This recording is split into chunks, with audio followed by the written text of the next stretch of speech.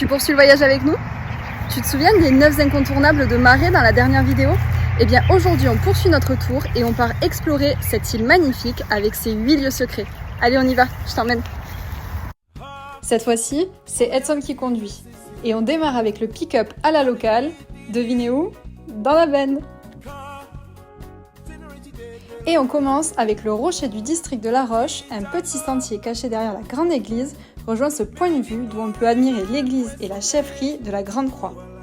Dès qu'on prend un peu de hauteur, je reste sans voix sur les nuances de vert de cette île où les forêts et les cocoteraies peignent un décor magnifique.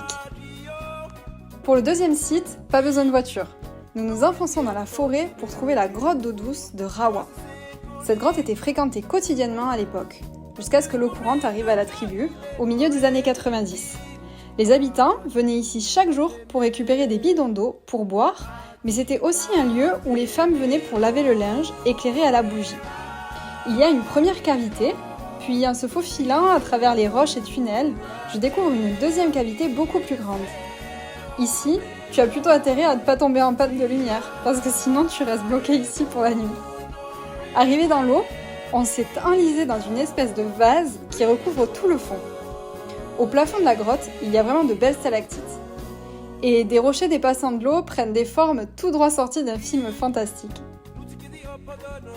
Nous continuons d'explorer la grotte pendant un petit moment avant de repartir pour la suite. Allez, on continue. Et pour le numéro 3, on arrive maintenant aux falaises qui se trouvent en contrebas du saut du guerrier. Ici, on marche sur une avancée et des failles dans la roche permettent d'observer la puissance des vagues s'engouffrer et s'agiter à gros remous. Il y a d'ailleurs un trou d'air au milieu de la roche qui souffle dès qu'une vague vient se jeter contre les falaises. Le bruit est assez rigolo. On fait une petite pause baignade non loin d'ici avant de repartir pour la suite de nos endroits secrets.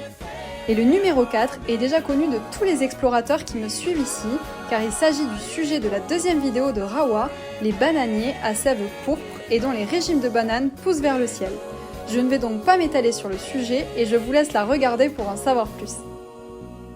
Le numéro 5 est sûrement un de mes favoris de l'île de Marais. Il s'agit du trou d'eau de Passo. Et on part marcher quelques minutes en s'enfonçant dans la forêt, où l'on a d'ailleurs croisé plusieurs pièges à crabes de cocotier. Après avoir descendu une paroi, on arrive sur un trou d'eau bleu translucide où des troncs d'arbres siègent ici depuis plusieurs années et sur lesquels on peut s'amuser à marcher en équilibre dans l'eau. Sur le côté droit, il y a même une petite grotte où l'eau est plus fraîche, mais tout aussi claire, et un spectacle se dessine au plafond où la lumière se reflète. Un petit coin de paradis bien reculé de tous les lieux touristiques, moi je dis oui.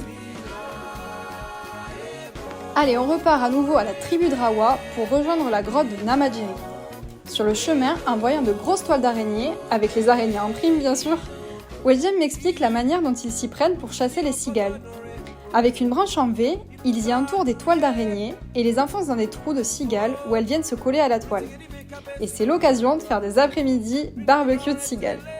Il m'explique aussi qu'il ne faut surtout pas toucher cette plante qui est très urticante. Ça y est, on est arrivé. Namadjiri, c'est avant tout l'histoire d'un homme qui vivait ici et qui était fatigué d'entendre les vagues de la plage de Pakadé frapper contre sa paroi sans cesse. Il demanda plusieurs fois à cette plage d'arrêter son bruit incessant, et au bout de la 3e fois, il s'énerva et lança un gros rocher à Pakadé. En retour de son offensive, Pakadé lui lança du sable. Et c'est pour ça qu'aujourd'hui, lorsqu'on gratte la terre ici, on y trouve du sable. Et sur la plage de Pakadé se trouve un gros rocher. Et nous, on laisse une petite trace de notre passage en écrivant nos prénoms sur un rocher, en frottant avec nos doigts, comme si c'était de la craie. C'est parti pour le numéro 7, le chemin de la Vierge dans la falaise qui se trouve en descendant vers les falaises d'Ata. Au bout de ce chemin, au pied de la falaise, on trouve une statuette de la Vierge dans la roche. Et en bonus, en continuant plus bas en direction de la mer, il y a un super spot pour se baigner et où on peut même voir le rocher de la tortue. Par contre, évitez de faire comme moi en sautant de la tête de celle-ci en mauvaise position si vous ne voulez pas repartir en fauteuil roulant avec 4 vertèbres en moins. Allez, on finit sur une belle note parce que je vous ai gardé le meilleur pour la fin avec la plus belle vue sur l'île de Marais, un point de vue insolite et sensationnel, le château d'eau. Allez, on grimpe, un petit effort et on arrive en haut assez rapidement.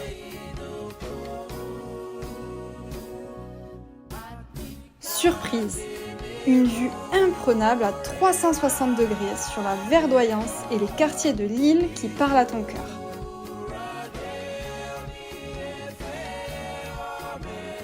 On laisse notre empreinte ici aussi, pour la fin de ce tour, des lieux secrets de Maré.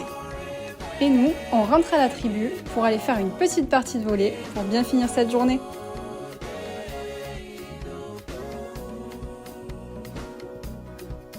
Et voilà, j'espère t'avoir partagé mon coup de cœur pour cette île. Maintenant tu connais Maré, donc c'est à ton tour de venir profiter. On se retrouve la semaine prochaine pour un nouvel épisode de Destination Ailleurs, toujours sur Morgan Explorer. Tata!